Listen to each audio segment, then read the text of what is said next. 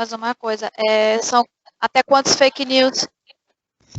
Você tem de 30 segundos a 2 minutos. É você que sabe. Ah, tá. Esse aqui tá correto? Tá certo. Gente, vamos lá então. A gente está perto de finalizar nossa disciplina, na verdade. Hoje a gente finaliza aqui a sessão 3. Na próxima aula, vocês vão dar aula. Depois disso, a gente entra na unidade 4, que é uma unidade bem curta, que na verdade a gente vai fazer isso rápido. A gente vai terminar com tranquilidade o nosso conteúdo aí antes da prova. Eu acho que até vai caber uma aula de tirar dúvidas e tudo mais. Então a gente está bem em relação ao tempo. Na aula de hoje, eu sugiro que vocês tenham aí papel e caneta, que a gente vai fazer até algumas contas, que são as continhas de frequência, zona da frequência cardíaca para o exercício. Então, sugiro que vocês tenham um papelzinho aí em mãos, tá? Para a gente aproveitar melhor essa aula. Então, gente, para começar... Oi, Marcos?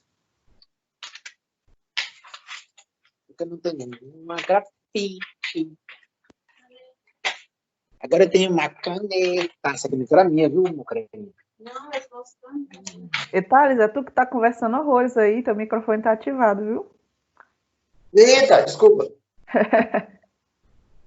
Não tem problema não. Gente, então vamos lá. Quando a gente fala de exercício em grupo, esses exercícios em grupo são muito comuns, né, nesse modo de atenção primária em saúde, porque você não vai chegar lá e dar uma de personal trainer numa comunidade. A nossa melhor opção costuma ser justamente colocar grupos, né, de pessoas para fazer o exercício, todo mundo junto.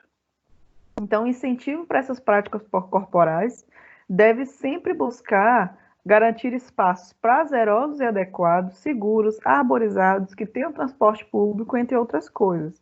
Como assim?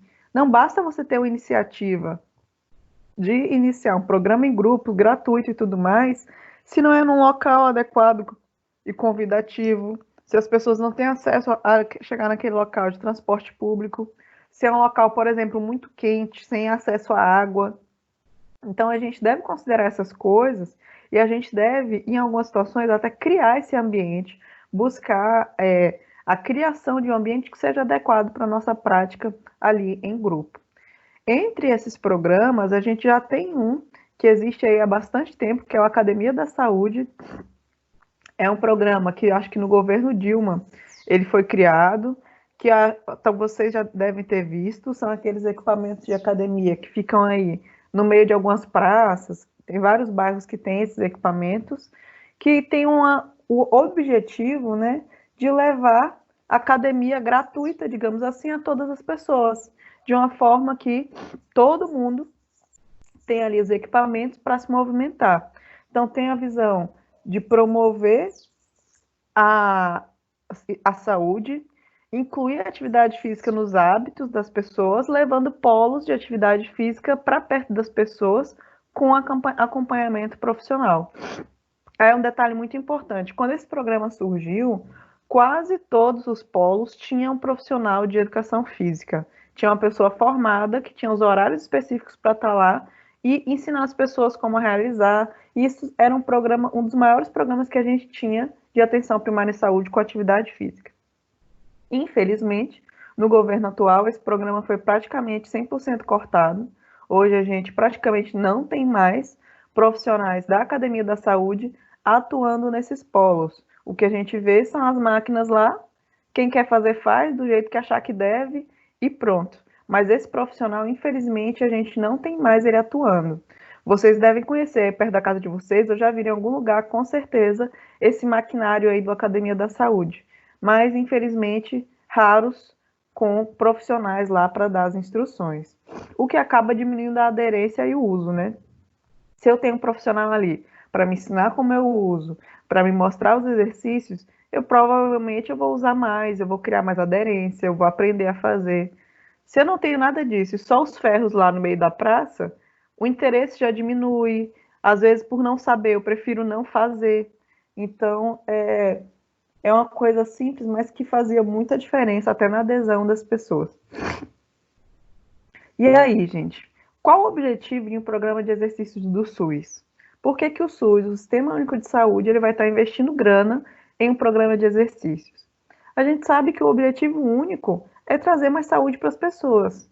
A meta, aumentar o nível de atividade física dessas pessoas no ambiente do lazer, melhorar a aptidão física relacionada à saúde, e aí dentro dessa aptidão física relacionada à saúde, a gente tem aptidão cardiorrespiratória, força, flexibilidade e também a melhora da composição corporal, ou seja, coisas que vão diretamente influenciar a saúde dessas pessoas e trazer uma proteção ao desenvolvimento de doenças. Além disso, a gente pode utilizar exercícios de sobrecarga, por exemplo, e aí a gente fala de sobrecarga, a gente pensa logo em musculação, né? Mas nesse caso, a gente pode falar de ginástica localizada, peso livre, máquina, então essas máquinas do Academia da Saúde, por exemplo, peso livre, como por exemplo aqueles dumbbells, ou materiais assim bem simples que você pode utilizar em grupo e vão contribuir aí no desenvolvimento da força. E a força, a gente tem que sempre lembrar que também é uma capacidade importante para a nossa saúde. Além disso, muito importante nesses programas de atividade física são os exercícios aeróbios. E aqui a gente pode colocar caminhada, corrida, aulas de dança, exercícios que vão melhorar a capacidade cardiorrespiratória e que a gente também deve sempre incluir nesses programas de exercícios do SUS. Além disso, a gente tem também a flexibilidade com uma capacidade muito importante que a gente deve trabalhar. A flexibilidade, ela nos dá mais tolerância à dor. Idoso sente muita dor, às vezes, por ausência de flexibilidade, por encurtamento muscular, os músculos posteriores da coxa, os músculos do quadril, da lombar. Então, trabalhar a flexibilidade reduz muita dor, além de aumentar a mobilidade. Então, são estratégias aí, são focos que a gente sempre tem que ter ao prescrever esses exercícios. Força, capacidade cardiorrespiratória, flexibilidade, e esse trabalho conjunto, ele vai acabar trazendo um efeito também de melhoria da composição corporal, que está diretamente relacionado com a saúde também. Então, o profissional de educação física, nós, vocês, que vão determinar qual tipo de exercício e como vai acontecer a supervisão desse grupo. Como hoje o que a gente tem são pouquíssimos profissionais para muita gente, essa é a realidade hoje da atenção primária de saúde, a gente tem poucos profissionais que são responsáveis aí por várias comunidades, você que vai determinar quantas vezes por semana você tem que estar lá participando e supervisionando, se você vai conseguir passar o exercício todo dia ou se você vai só mostrar para eles como faz, incentivar a prática e vez ou outra você vai conseguir passar lá. Tudo isso depende da triagem que você faz, ou seja, de você perceber qual a necessidade daquelas pessoas e também do que é viável para ser realizado. E aí a gente sabe que a supervisão realizada por um profissional experiente pode contribuir para a adesão ao exercício físico e ainda estabelecer a segurança para os participantes com doenças crônicas. Ou seja, o ideal era a gente estar lá todo dia participando, orientando, fiscalizando todas as atividades. Mas a gente sabe que nem sempre isso é possível. E aí a gente já observa o primeiro furo, né, na gestão, que não é algo que a gente pode resolver, porque a gente não tem como contratar mais profissional, mas é um problema de gestão, é um problema de organização e prioridade de política pública, porque se a gente tivesse, ao invés de maquinário mais profissional, provavelmente a gente teria um impacto maior do que só as máquinas lá soltas, sem ninguém para ensinar essas pessoas.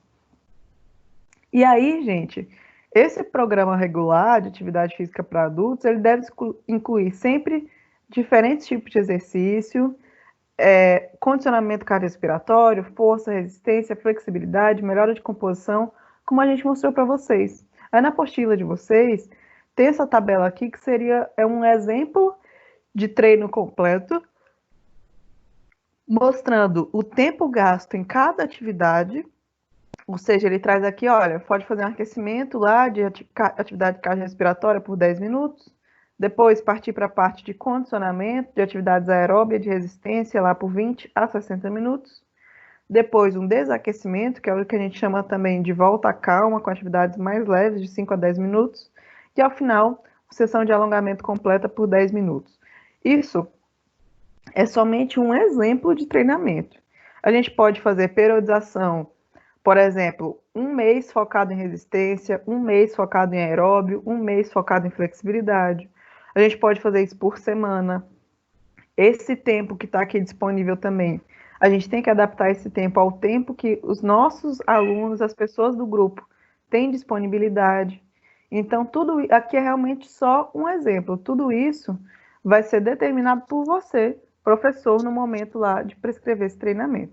Por exemplo, um aluno que está sedentário há mais de um ano, com uma idade de 59 anos, com artrose nos 2 joelhos e com sobrepeso, e ele quer fazer somente aulas de alongamento. Eu posso ficar, então, um mês só dando aulas de alongamento para ele? Boa pergunta, Maria. A questão é a seguinte. Primeira coisa, alongamento não é uma coisa simples, tá? Então, falar, mas está só alongando? Gente, alongamento é um treinamento de flexibilidade que é super necessário. Se você percebe que a mobilidade dessa pessoa, Maria Helena, que você citou, é super reduzida, você pode propor. Mas reduzida, bem reduzida. Só tem um erro no seu questionamento, que é, a pessoa quer fazer só alongamento, a pessoa não tem que querer nada. É igual médico, tu não vai no médico e fala para ele, professor, mas eu quero tomar esse remédio. Não, você vai no médico e o médico vai te dizer o remédio que você tem que tomar para o seu problema. Tem aquele lance de casa de ferreiro, espeta de pau. Sim, normal. Mas aí, Maria, quem determina é a gente. Então, o que a gente vai observar? Qual a necessidade maior? Se a pessoa está necessitando de um condicionamento cardiorrespiratório, ou o que ela mais precisa agora é flexibilidade, a gente observa isso e pelo que a gente observar, a gente vai fazer a prescrição. Ter uma necessidade de flexibilidade, para início, uma pessoa muito sedentária, é interessante.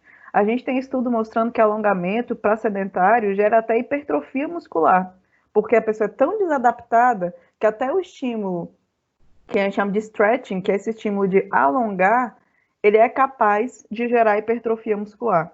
Então, pode fazer lá 2 semanas a um mês de flexibilidade? Pode, mas aí é uma sessão de alongamento, de fato. Daqui a pouquinho a gente vai falar especificamente como é que a gente prescreve isso. Mas não é esticar um braço e uma perna, não. É fazer lá no limite da dor, segurando por 20 a 30 segundos, séries e repetições como a gente tem em qualquer treinamento, então de uma forma sistematizada. Passou disso, a gente já melhorou essa mobilidade, aí a gente vai partir para outras prioridades. Agora vamos partir para o condicionamento cardiorrespiratório, normalmente sedentários também têm baixíssima resistência, então acrescenta o condicionamento cardiorrespiratório e continua com o treinamento de flexibilidade, porque a gente não pode regredir. Então, para manter ali esse ganho de mobilidade que foi adquirido. E aí, depende do profissional fazer esse planejamento. E isso, individualmente ou em grupo, a gente sempre tem que avaliar a necessidade daquela pessoa ou daquele grupo para a gente determinar a ordem. Por isso que essa tabela que está aparecendo para vocês é um exemplo. Não tem padrão, não tem tabelinha pronta, não tem a forma certa de passar exercício.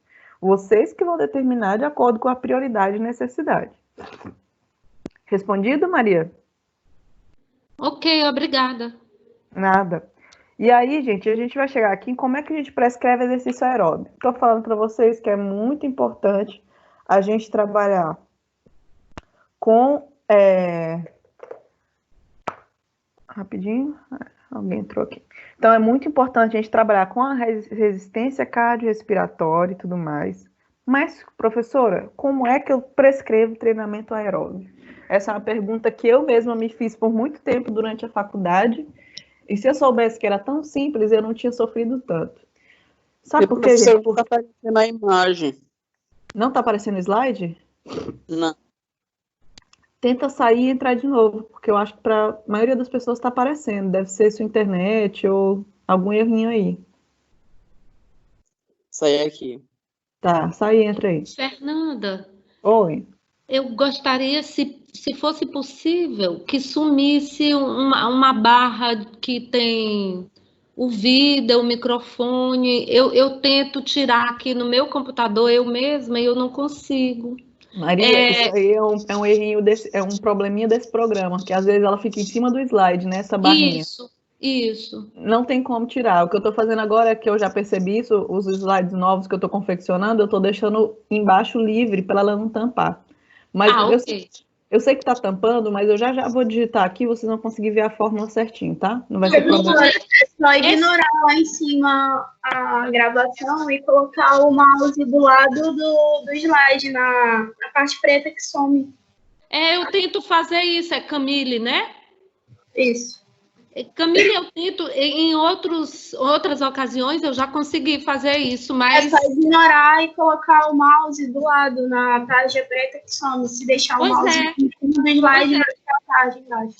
Eu tô colocando e não tá indo. É porque mas às vezes obrigada. Assim mesmo. Mas vamos lá. Gente, seguinte, cadê o Marcos? Ele voltou? Ainda não voltou não, mas já ele volta. Então, gente, é o seguinte, para a gente determinar intensidade de exercício aeróbio é muito simples. Qual é a diferença? Por exemplo, eu posso passar a aeróbio para uma pessoa e falar assim, olha, Maria Helena, eu quero que você corra 30 minutos por dia. Isso não é prescrição de exercício. Sabe por quê? Porque 30 minutos, Maria Helena pode fazer andando, pode fazer caminhando rápido, pode fazer correndo, ela pode tentar fazer correndo esgualepada. Ou seja, para exercício aeróbio, a gente prescrever tempo é uma prescrição muito vazia e até mesmo insegura, porque a gente não sabe como é que está o sistema cardiovascular dela, ainda mais para um iniciante. Se você passa 30 minutos, ela pode fazer com intensidade muito alta e passar mal, porque ela não sabia qual a intensidade que tinha que fazer, ela só fez 30 minutos. E tem uma forma muito simples da gente determinar a intensidade para se fazer exercício aeróbio. Na musculação, como é que eu determino a intensidade? Pela carga. Eu falo para a pessoa, olha, coloca um peso que tu consiga fazer 15 repetições. Pronto, a pessoa conseguiu entender. Agora, no exercício aeróbio, a gente não tem essa recomendação.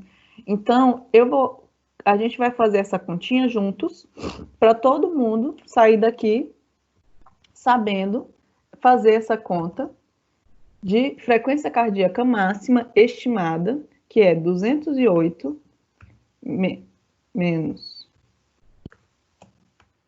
0,7 vezes idade. Então, a fórmula que está aparecendo para vocês aí é 208 menos 0,7 vezes a idade. Eu vou compartilhar com vocês aí um Word, tá? Então, deve estar aparecendo aí para vocês já. Beleza. Isso aqui é uma fórmula, gente, para eu determinar a minha frequência cardíaca máxima estimada. Então, eu vou, através de uma continha, saber qual é a minha frequência cardíaca máxima. O que é isso? Qual é o limite até onde vai minha frequência cardíaca? Eu apliquei essa fórmula, eu consigo ter essa estimativa. O que a gente precisa para saber isso aqui? Somente a idade da pessoa. Tendo a idade, eu já consigo estabelecer qual é a frequência cardíaca máxima que aquela pessoa pode chegar com segurança. Então, o que eu vou pedir para vocês? Eu vou pedir que cada um de vocês faça em casa essa conta com os seus próprios dados, com a sua própria idade. Como é que a gente faz essa conta? Eu vou fazer aqui com vocês a minha para vocês verem como é. Então, frequência cardíaca máxima vai ser 208 menos 0,7 vezes 28, que é a minha idade. Aqui, eu vou colocar 208 menos, eu faço primeiro a multiplicação, então 0,7 vezes 28 vai dar 19,6.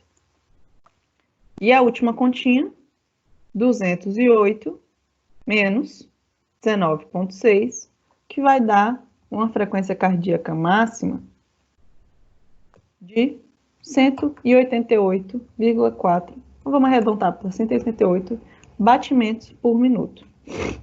O que eu tenho aqui, gente? Eu tenho aqui que o máximo que eu posso chegar com segurança, isso aqui é na média geral das pessoas. Se eu fosse atleta muito treinada, essa fórmula aqui ela não teria muita validade para mim. Mas para iniciante, sedentário, essa fórmula dá super certo.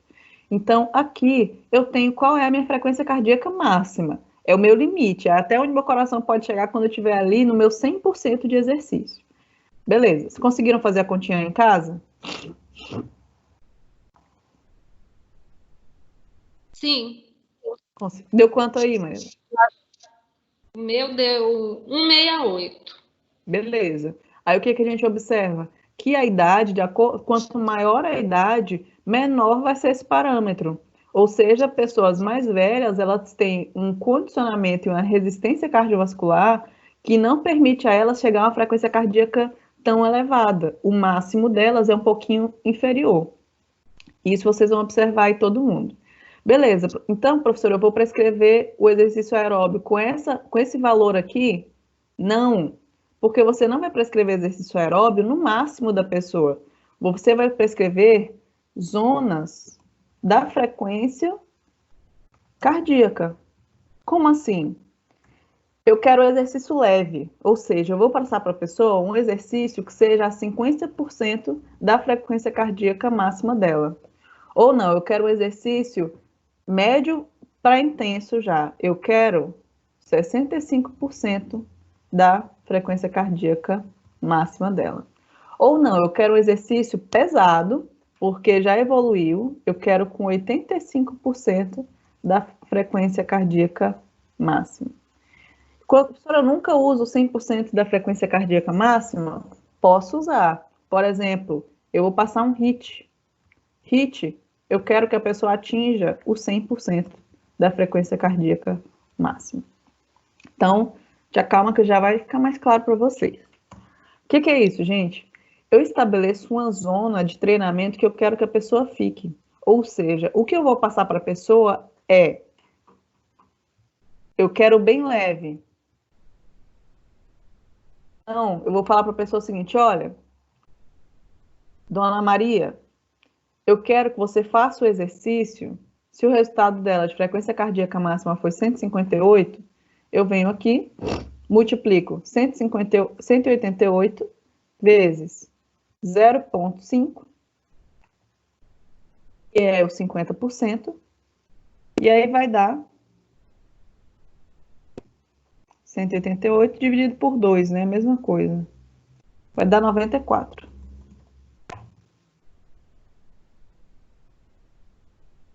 Como assim?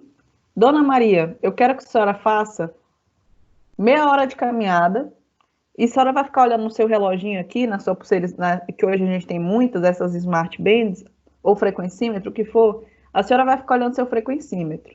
A frequência cardíaca da senhora tem que estar em 95, em média 95 batimentos por minuto, e eu quero que a senhora sempre se mantenha com esses batimentos. Então, se tiver menos que isso, acelera o ritmo para ficar em 94, e se passar muito disso, se chegar em 100, reduz, porque eu quero que a senhora chegue no máximo em 100 batimentos por minuto, fique em 94. Deu para entender? Assim, eu prescrevi intensidade do exercício aeróbio. Eu passo o tempo e eu passo também qual a intensidade. Conseguiram entender, gente, a relação? Sim. Sim. Professora, tem uma dúvida. Diga. A fórmula usada vai depender do protocolo que a gente escolher, porque, se eu não estou enganada, essa fórmula é a fórmula de Tanaka, né? E tem outras fórmulas para a gente calcular a frequência cardíaca máxima. E aí vai depender do protocolo que a gente utilizar, ou sempre a gente vai ter que utilizar para a máxima essa fórmula.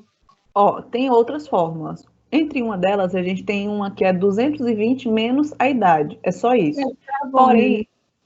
Porém, a gente já tem estudo mostrando que, normalmente, essa fórmula de 208 menos 0,7 vezes a idade, ela tem uma correlação maior ainda, mais forte com a realidade, com os testes de frequência cardíaca máxima. Então, eu normalmente recomendo o uso dessa fórmula, porque ela tem aí uma acuidade um pouquinho melhor do que a de 220 menos a idade, tá? mas é uma escolha. A outra também é válida, você pode utilizar. Só que eu costumo passar essa aqui porque ela tem uma acurácia ainda maior, tá bom? Tá bom, obrigada. Nada. Mas se eu fizer, no meu caso... Ó, se eu fizer... Vai dar um pouquinho maior a de... a fórmula de 220 menos idade, para mim, daria 192. Percebe como a diferença é pequena? E quando eu coloco isso para percentual, a diferença fica menor ainda. Então, se eu colocar isso aqui, 192 vezes 0,5, vai dar 96. Ou seja, a diferença é pequena. Você pode escolher qual fórmula você vai utilizar, tá bom? Tá bom, professor. Mas boa pergunta. E aí, gente, seguindo, vamos fazer então, se eu quero mais moderado, uma intensidade moderada, eu vou pedir para a pessoa ficar a 65% da frequência cardíaca máxima dela. Então, eu pego lá o 188 vezes, agora eu vou multiplicar por 0,65. Então, 188 vezes 0,65. Como resultado, temos 122 batimentos por minuto. Ou seja, agora eu vou pedir para a pessoa fazer o exercício com maior intensidade. Olha, você tem que fazer exercício sempre com seu coração na zona dos 120 batimentos por minuto. Bem mais intenso do que a 94 batimentos por minuto. E aí eu vou pedir para vocês agora, façam em casa 50%, 65%, 85% da frequência cardíaca máxima de vocês. Só para vocês praticarem e perceberem como não é tão difícil e qual seria a zona de frequência que vocês teriam que atingir para cada nível. Então, fazendo aqui de 85%, que já é alta intensidade, vai ficar 58 vezes 0,85,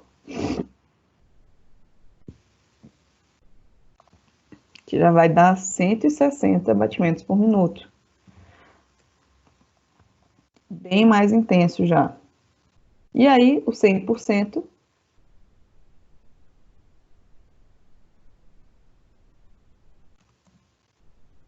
exercícios de HIIT, Professora, no são caso, 100%, né? Diga. no caso 93,5, eu deixo 93 ou 94? 94, tanto faz. Na hora do exercício, a nossa frequência não é tão estável assim. Vai acelerar um pouquinho, vai ficar em 94, depois 93, depois 96. É uma zona alvo para a pessoa tentar ficar por ali. Então, não precisa ser tão exato assim que não faz muita diferença, entendeu? Doutora, Oi.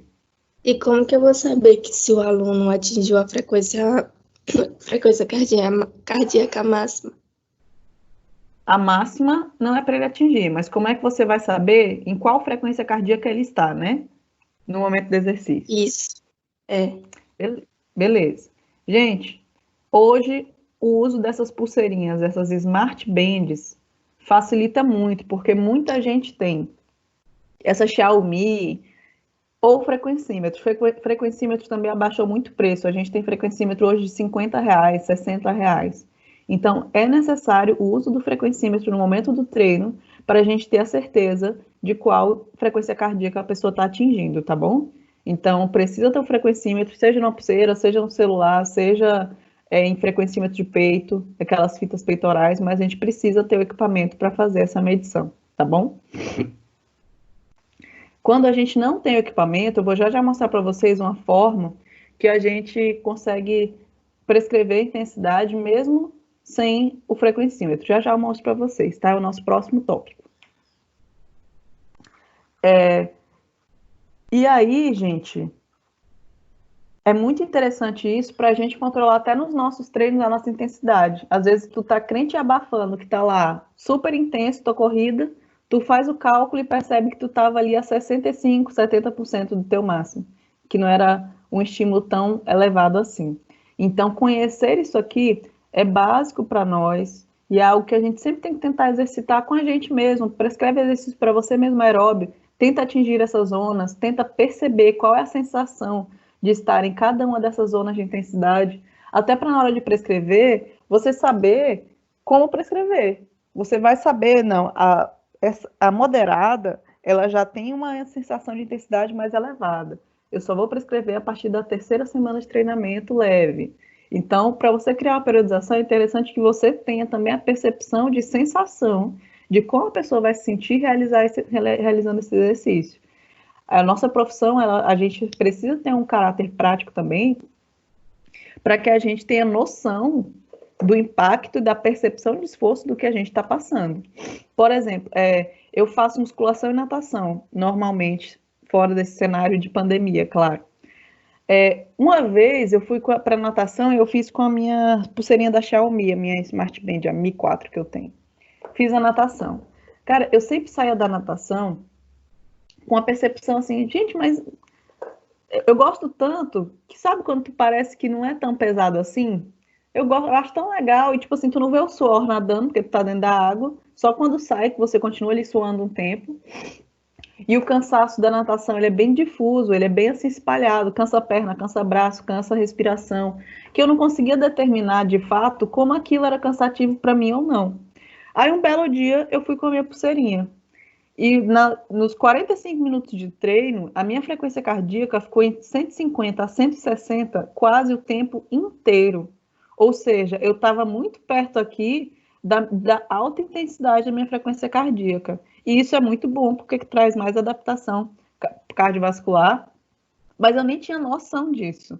Então, agora eu já tenho a percepção do que significa para mim aquilo, e eu também tenho a percepção de que eu consigo dar mais, porque eu ainda não estou no meu máximo de frequência cardíaca.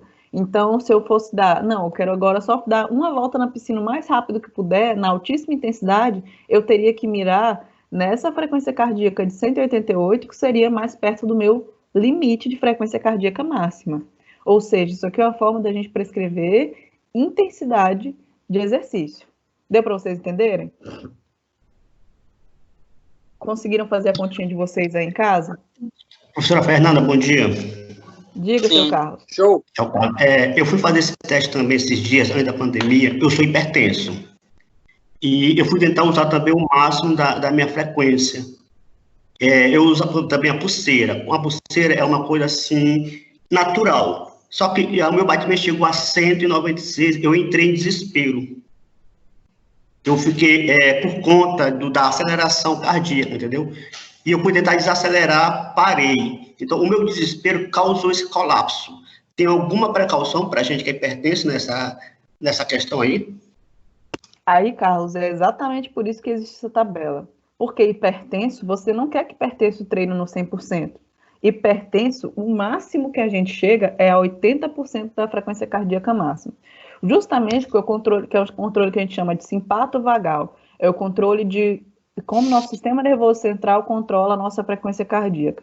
O do hipertenso, ele não é tão eficiente. Então, você não quer que o hipertenso passe aqui do nível alto.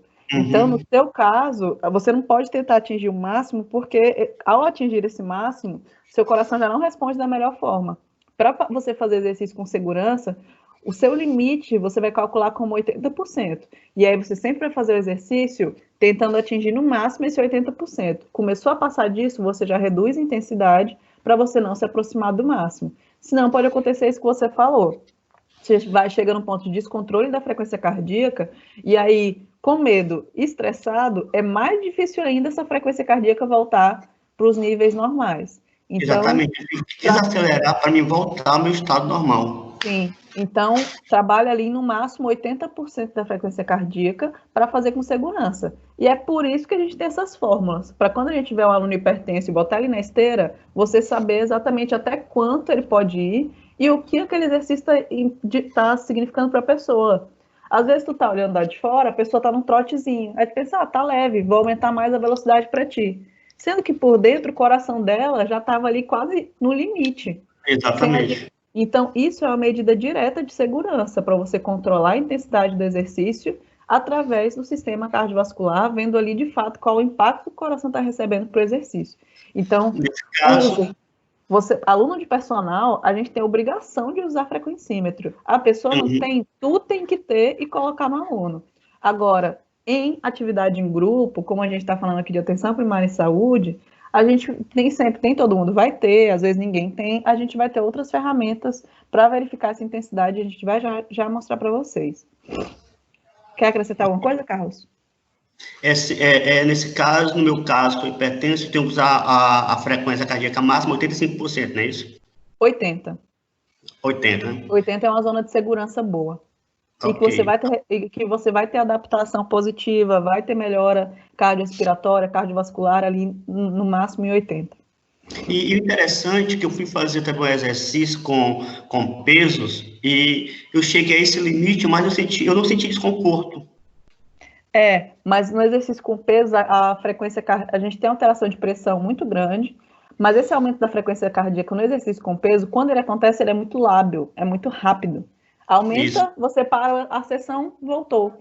É bem diferente do aeróbio, que ele é contínuo. Então, esse estímulo, ele continua e o impacto cardiovascular é muito maior. Tá ok. Tá, obrigado, Charlie. Nada. Então, gente, vamos voltar aqui para o slide.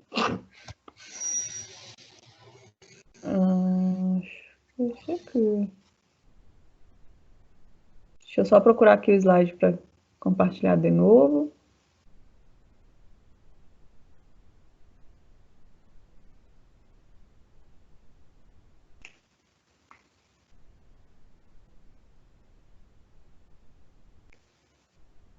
Tá compartilhando os slides aí.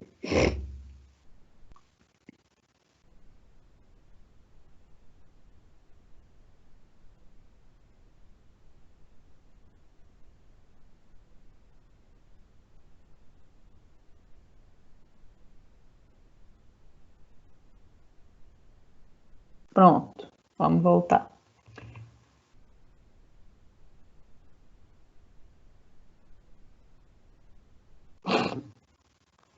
Beleza, gente. Então, aqui ele tem exemplos de zona-alvo. Então, aqui, ó, ele tem exemplos de zona-alvo, que era o que eu havia mostrado para vocês, vindo lá do máximo, que é a zona de esforço máximo, até a mista, aeróbia glicolítica, aeróbia lipolítica e zona de manutenção. Então, aqui é só um exemplo para vocês verem. De acordo com o seu objetivo e com o nível do aluno, você vai escolher uma dessas zonas aí de treinamento baseado naquela fórmula, e aí você vai passar para ele, você não vai passar para ele 60% de nada. Para o aluno, você passa aquele valor de frequência cardíaca que você quer que ele se mantenha de acordo com cada uma das zonas. E aí, gente, para quando a gente não tem um frequencímetro, o que é que a gente faz? Atividades em grupo, como é que a gente vai proceder? Para isso que a gente tem a escala de Borg, de esforço percebido.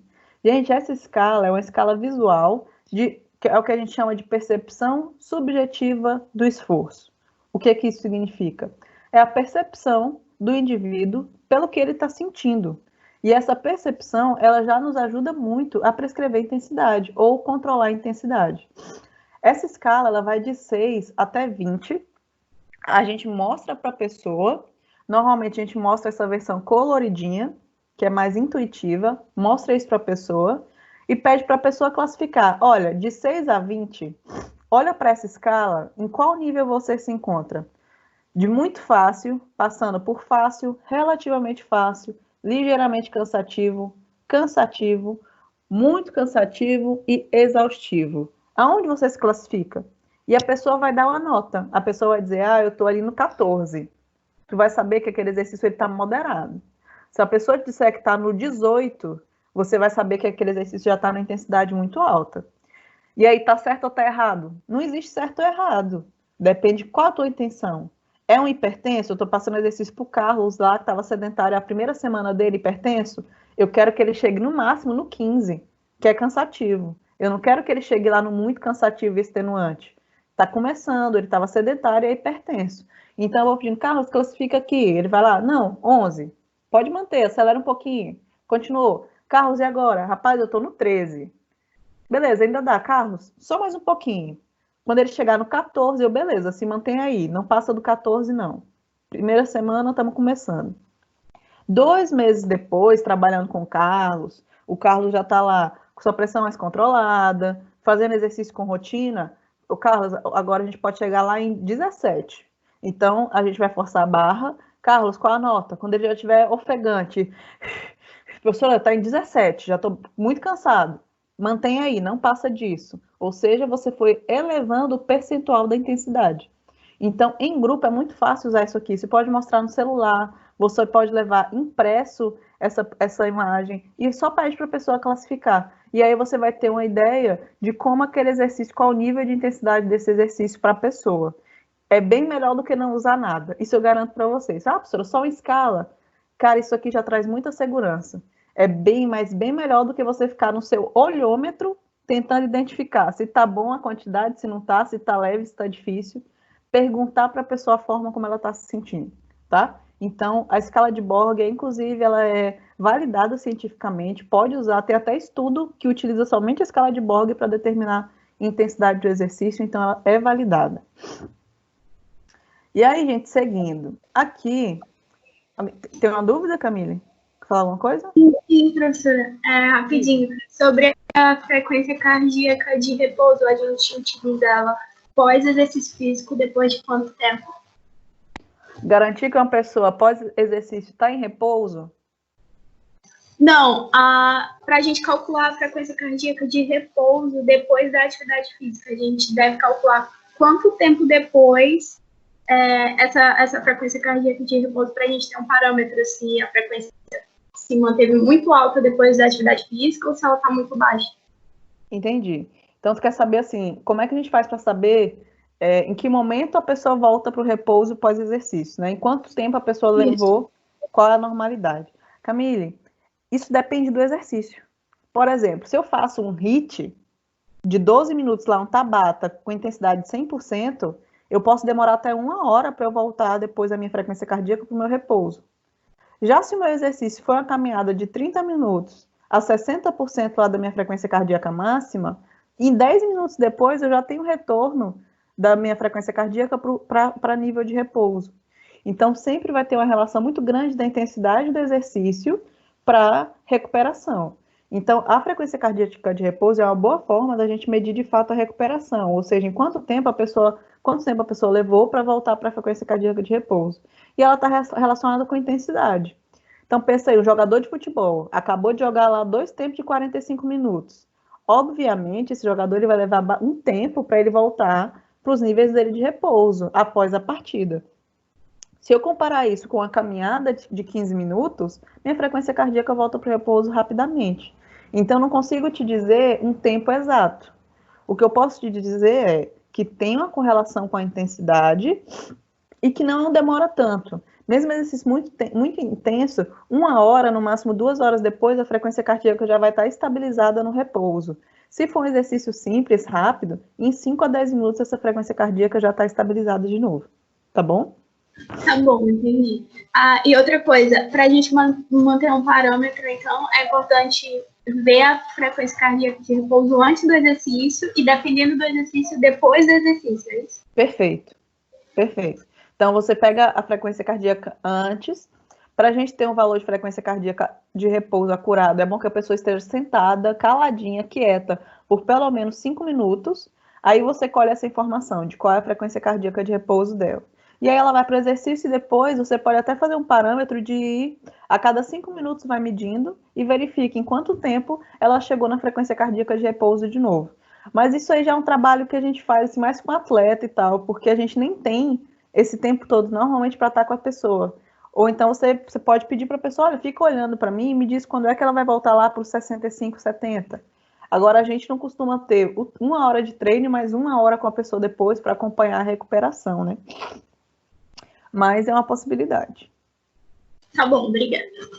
Aí, gente, seguindo. Eu estou mostrando isso aqui para vocês porque é um exemplo do livro, tá?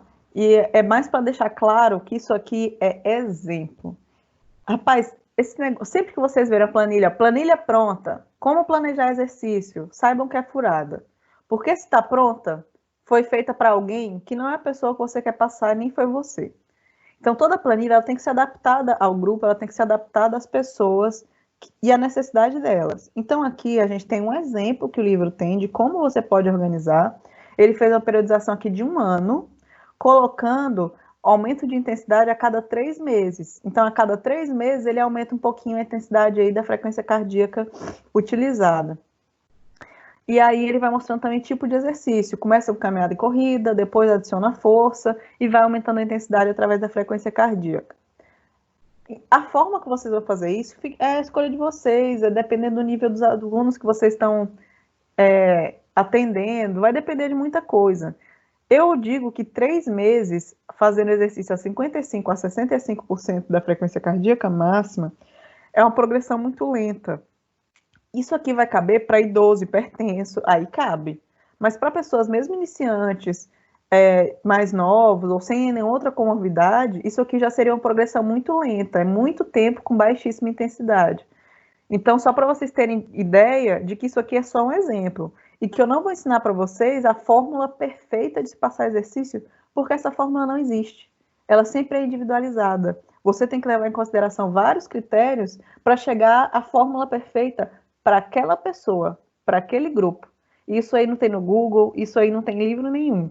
O que a gente tem no Google e nos livros são quais os parâmetros que a gente tem que levar em consideração, principalmente no momento da avaliação física, para a gente determinar esse treinamento e essa intensidade. E aí a gente tem que levar em conta nível de treinamento, idade, gênero das pessoas, tempo que eles têm disponível para realizar o exercício, modalidade que eles têm mais interesse. Então, é muita coisa que está em jogo antes de você fazer uma prescrição. Então, aqui é realmente só um exemplo. E aí, gente, seguindo, como é que a gente vai fazer agora exercício com sobrecarga para essas pessoas? Então, a gente sabe que o condicionamento neuromuscular, o exercício de força, ele é muito importante para a melhora de força e resistência muscular localizada, além da potência muscular. Esse treinamento, quando ele é realizado com planejamento adequado, ele vai ter um benefício de hipertrofia muscular e de força. E aí a gente tem que lembrar que hipertrofia e força são critérios de saúde. Quando a gente fala de idosos, principalmente, hipertrofia, força e potência são as capacidades físicas que eles perdem mais rápido, eles perdem essa capacidade muito cedo, porque a nossa massa muscular, quando envelhece, a primeira coisa que a gente perde é força e potência, e isso está diretamente relacionado com o índice de quedas em idosos. Então, para a gente fazer com que o idoso tenha mais segurança, mais independência, reduzir risco de queda em idoso, e queda para idoso é muito perigoso, pode levar até ao óbito, a gente tem que trabalhar força e potência. Por que força e potência? Porque é disso que ele vai precisar quando ele se desequilibrar e precisar fazer um apoio ali, ele precisa de força e potência. Não é a resistência aeróbica que vai dar para ele essa capacidade de se reequilibrar, de responder rápido ao estímulo. Eu preciso de força e potência. Então, exercício, ficar só na caminhadinha para idoso não é interessante. Eles precisam de muito mais que isso. Eles precisam trabalhar sobrecarga, força e potência muscular. Como é que eu trabalho isso? O exemplo que ele dá aqui, ele dá série lá, 2 séries, 15 minutos, mas como eu falei para vocês, é só exemplo. O que a gente pode fazer na prática? Circuito, gente, é muito legal fazer circuito. Com o peso do próprio corpo, a gente consegue fazer agachamento, afundo, flexão de braço. Hoje em dia, a gente consegue com cabo de vassoura, você consegue fazer remada, você consegue fazer desenvolvimento. Com um dumbbell, tu faz uma sessão de treino completas aí por 1 ano, tendo um dumbbell. Então, mas acrescentar esses exercícios de força para idosos é fundamental para que eles também tenham aumento de potência, força e hipertrofia muscular e assim tenham mais acesso à saúde. Então, a prescrição desse exercício para iniciantes pode ser até 1 série só de cada exercício, depois passa para 2 séries de cada exercício, com repetições de 10 a 15 repetições, e aí você vai aumentando o nível, e aí a gente tem vários protocolos para treinamento de força, de sobrecarga, que a gente pode seguir para fazer essa periodização. A questão é, esse estímulo é necessário, tem como fazer mesmo sem equipamento, e a gente não pode se contentar ali com uma caminhadinha para as pessoas, porque não é suficiente para garantir melhor saúde para essas pessoas. E além disso, gente, os exercícios de alongamento, o treinamento de flexibilidade, ele é fundamental para que as pessoas tenham aumento da sua mobilidade. Isso também está relacionado com o risco de queda em idosos. Então, às vezes, tem a queda porque não tem mobilidade, tenta se agachar para pegar alguma coisa, não tendo mais essa mobilidade, acaba sofrendo a queda. Então, o alongamento ele é importantíssimo para a gente ter a melhora dessa capacidade. Então, a amplitude de movimento máximo, a flexibilidade das articulações, ela pode sim ser melhorada através desses exercícios. Aqui eu tenho que o livro tem, tá? Total de 60 segundos de alongamento muscular, insistência de 10 a 30 segundos até o limite do desconforto, e essa rotina tenderia até 10 minutos. Esse último tópico desse slide é uma atualização, tá? Eu acabei já no meu mestrado estudando bastante alongamento, porque o meu orientador pesquisava exclusivamente alongamento, e a prescrição mais atual que a gente tem de alongamento é que a gente pode realizar o treinamento de alongamento com séries tal qual o treinamento de força. Ou seja, você pode passar 2 a 3 séries de 20 a 30 segundos por articulação. Por exemplo, alongamento de ombro, aquele que você coloca a mão atrás do pescoço e puxa aqui o cotovelo para trás. Você pode fazer esse mesmo exercício 3 vezes, segurando 30 segundos no seu limite de dor. Aí você alongou o ombro. Esse negócio de esticou o braço para o lado, puxou, esticou para o outro, puxou a perna em cima rapidão. Isso não é alongamento. Alongamento é treinamento de flexibilidade de fato. 20 a 30 segundos em cada posição, no seu limite de dor. Realmente naquele ponto que você não consegue puxar mais que aquilo. Você faz isso 2 a 3 séries por articulação. Aí você tem um treinamento de alongamento. Então, Maria Helena, voltando à sua pergunta lá do começo, posso fazer só alongamento no início? Pode, mas fazendo bem feito. Uma sessão de treinamento de flexibilidade.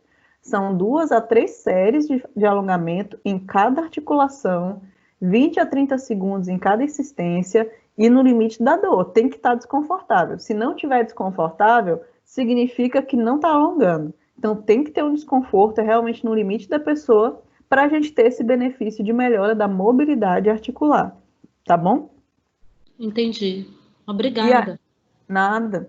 E isso, claro, se aplica para todo mundo. E, além disso, hoje, pessoas com a mobilidade muito reduzida, a gente tem o alongamento alternado com resistência. O que é isso que está escrito aí para vocês? Gente, essa técnica é muito utilizada na fisioterapia, mas porque eles se apropriaram do conhecimento, mas a gente também pode utilizar quando a gente for fazer alongamento dos nossos alunos. Quando a gente está com aquela mobilidade bem reduzida, o que a gente faz? É fazer o alongamento com a pessoa aplicando força no sentido contrário. Como assim? Quero alongar posterior de coxa. Como é que eu faço isso? Eu levanto a perna esticada e tento levantar o máximo possível a perna mantendo ela esticada, né? Aquele exercício básico que a gente faz lá no espaldar.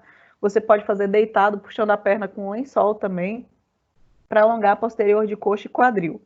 Certo? Como seria fazer esse treinamento alternado com a resistência?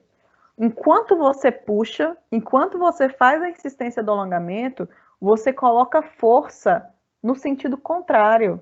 Então, você está puxando para alongar e está fazendo força para baixo com a perna. Essa estratégia de alongar enquanto você faz a força, ela é muito eficiente para pessoas com redução de mobilidade.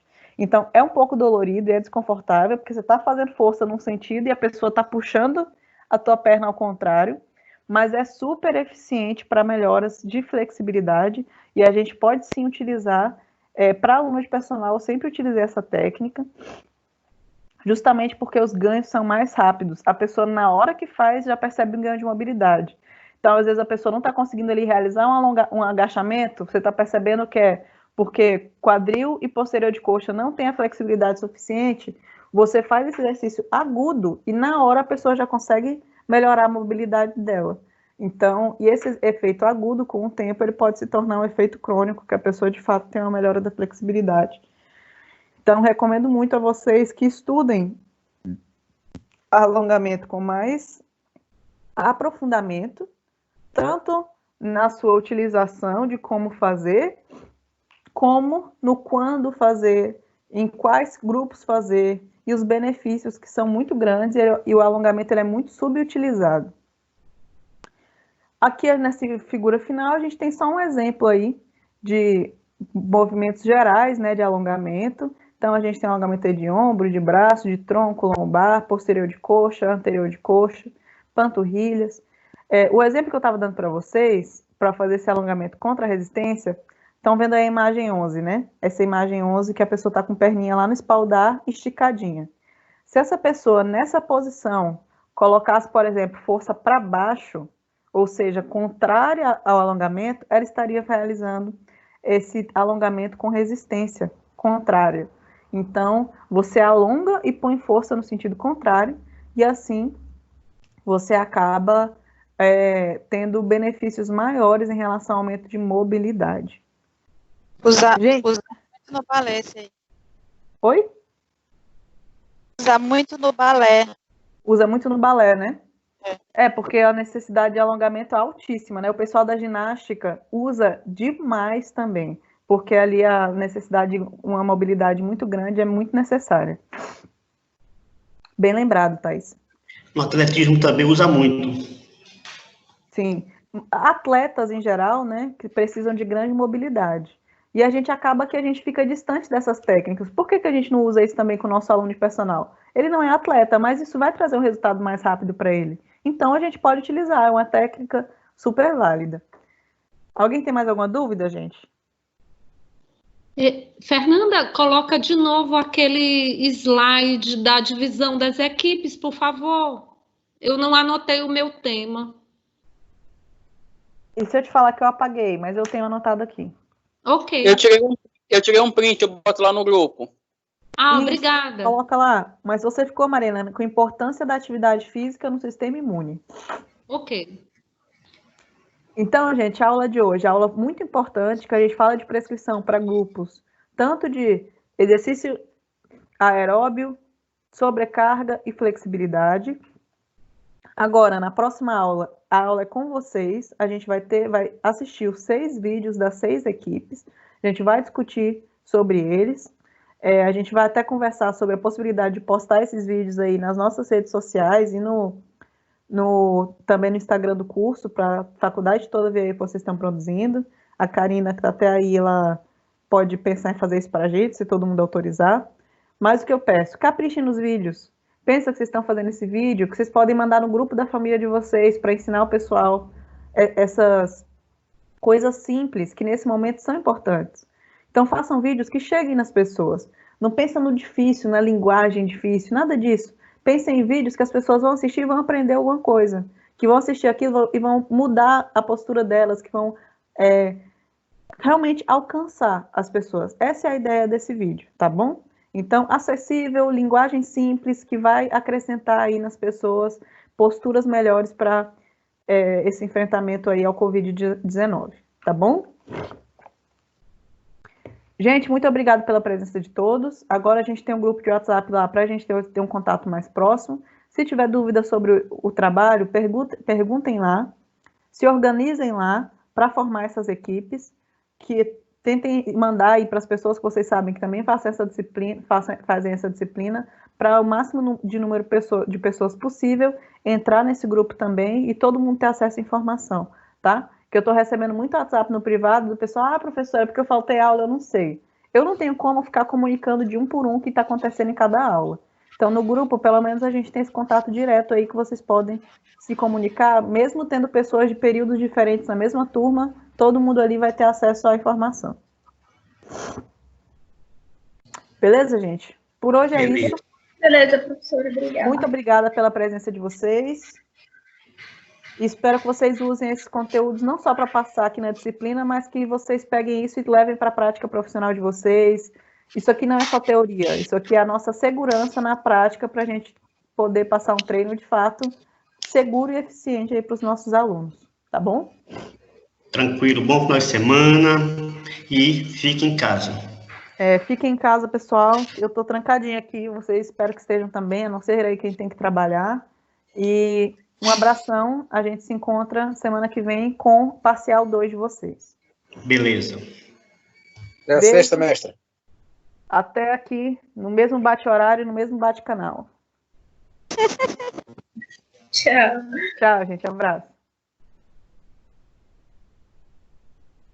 Valeu, galera. Valeu. Maria Helena, tô no teu grupo, viu? E Maria Helena, me coloca lá no teu grupo que eu entrei agora, viu? Vamos formar um grupo. Vamos, tá ok? Qualquer coisinha nós temos material para fazermos trabalho. Valeu, Vamos. Carlos. Valeu, um abraço. Um abraço, gente.